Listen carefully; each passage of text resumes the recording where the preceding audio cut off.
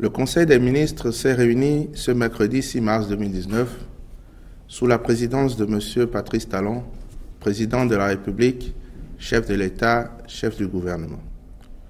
Au cours de la séance, les décisions ci-après ont été prises.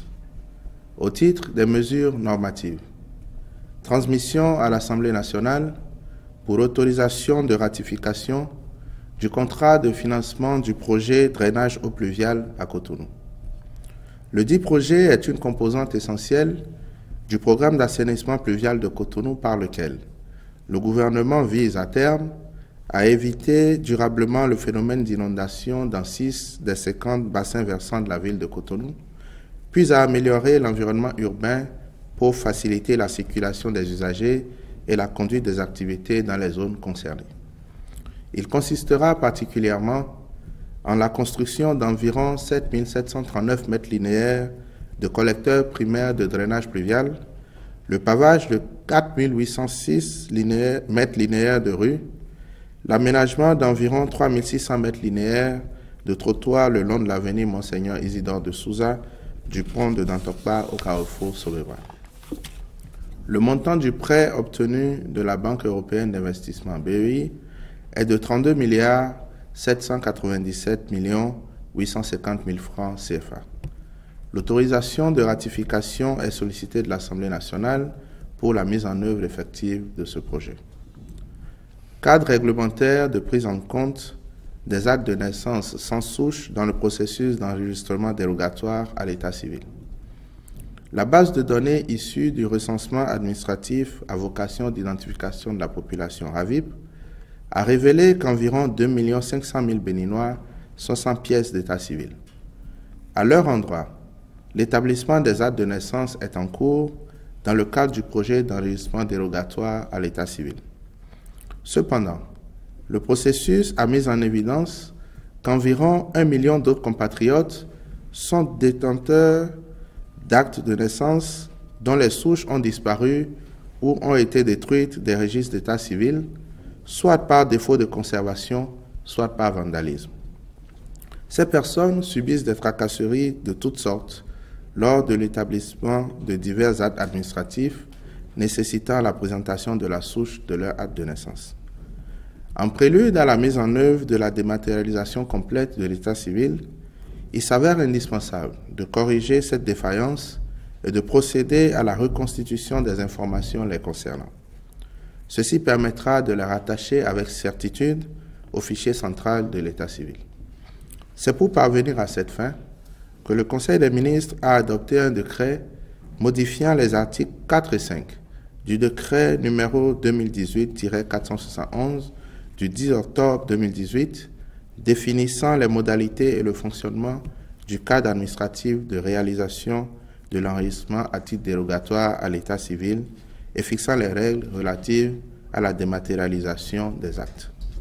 Sur cette base, les actes de naissance dont les souches sont altérées, détruites ou inexistantes seront directement enregistrés à titre dérogatoire en vue de leur reconstitution sur la base des originaux ou des copies détenues par les titulaires de ces actes.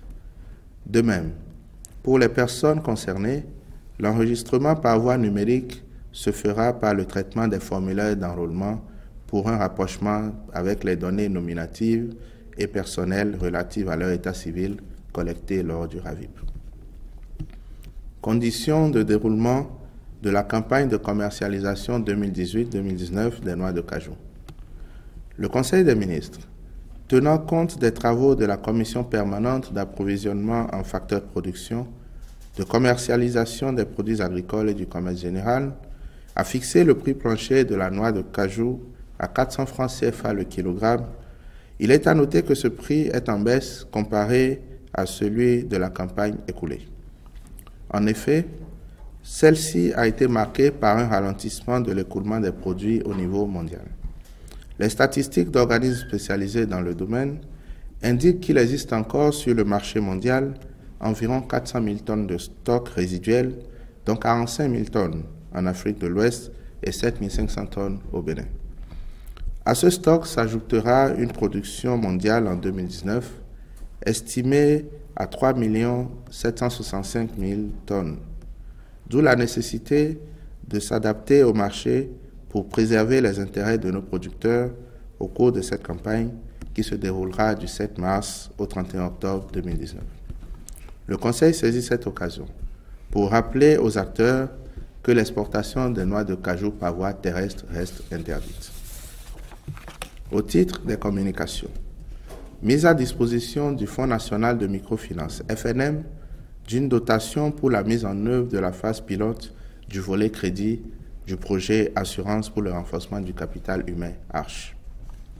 À la suite des réformes initiées par le gouvernement pour rendre le programme de microfinance plus efficace, la phase pilote du microcrédit mobile a connu un véritable succès.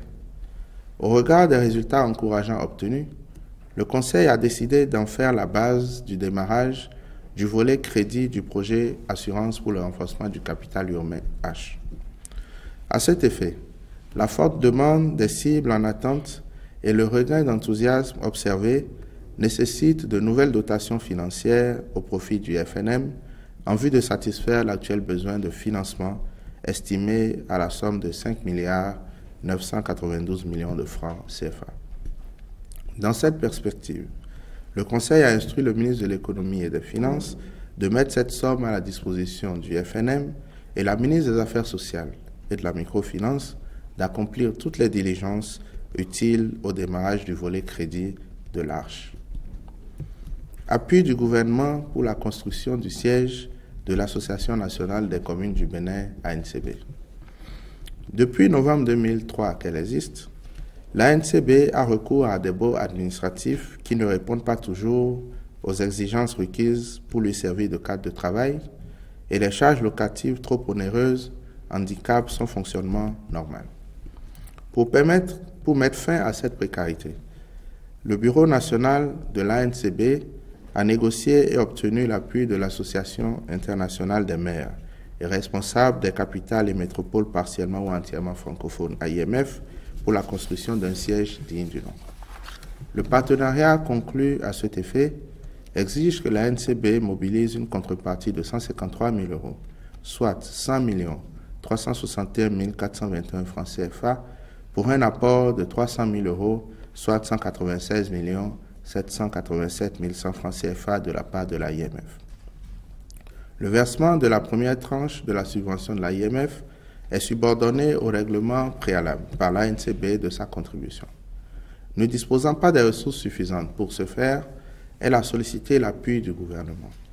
C'est donc pour permettre aux communes du Bénin de se doter d'une telle infrastructure qui aidera à créer de meilleures conditions de travail à nos maires et à réduire les charges de fonctionnement de leur association que le Conseil a marqué son accord pour apporter la contrepartie du financement obtenu. Le ministre de l'Économie et des Finances mettra donc à la disposition de l'ANCB, à titre de subvention, la somme de 100 361 421 francs CFA. Au titre des rencontres et manifestations internationales, le Conseil a autorisé la célébration à Boycon, le 8 mars 2019, de la 24e édition de la Journée internationale de la femme. Je vous remercie.